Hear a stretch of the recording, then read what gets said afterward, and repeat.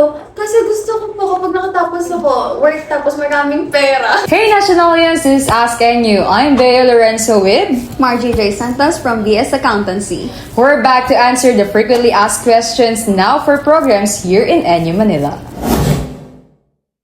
So why did you or the students choose NU Manila for accountancy? I do think choose ng students yung NU, it's because of its affordability on tuition fees. I think then it's because of its passing rate. The CBA, College of Business and Accountancy, has a passing rate of 88.89%. And I think then because meron tayong mga license and mga CPA na profs, and I think the environment din sa accountancy is very competitive. And also yung mga opportunities na binibigay ni NU, especially doon sa OJT natin. Pwede tayo mag-OJT sa mga big four companies ng mga nire-rely ng mga accountancy students. And I think big step din ang pag-aaral sa NU because meron tayong pre-law, which is tinitake ko din siya now as a second year student. Are there student organizations for accountancy students? Yes, there are two organizations in NU, which is the CBSC, College of Business and Accountancy Student Council, and the NUJP, the NU Junior Philippine Institute of Accountants. There are seminars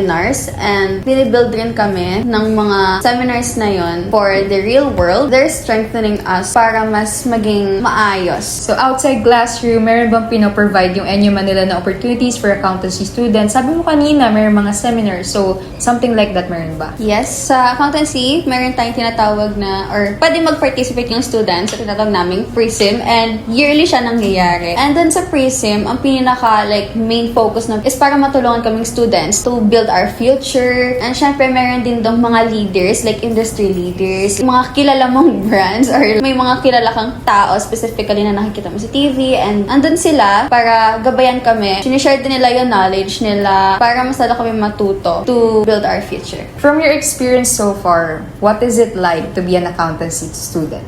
So far, as a second year accountancy student, I'm happy kasi na-overcome ko yung mga challenges. Yes, mahirap siya, but a reminder, lahat ng program is mahirap. Hindi lang accountancy, hindi lang engineering. As in, mahirap lahat. But as long as you have the discipline, time management sa sarili mo, ma-overcome mo siya. Super ma-enjoy mo kasi hindi lang puro analyzation, hindi lang puro numbers. Like, there are orgs naman. So, parang ma-enjoy mo lang din yung mga kung anong ginagawa ng isang estudyante. What you can say naman sa mga aspiring accountancy students? My message to aspiring accountancy students, I know the struggle of being an accountancy student, and alam kong sobrang hirap ng pinagdadaanan natin kasi hindi talaga siya madali. But, masasabi ko lang, kung ano man yung pinagdadaanan mo ngayon, just know na sobrang magiging worth it siya pagdating ng araw. Lalo na pag nakamit mo na yung Certified Public Accountant dyan sa name mo. You have to fight. Kaya natin to. Paano magiging accountancy student dito sa NU Manila? Enrollment is now ongoing for academic year 26-27. You can check NU Quest and you can submit the requirements for evaluation. That's it for accountancy here in NU Manila.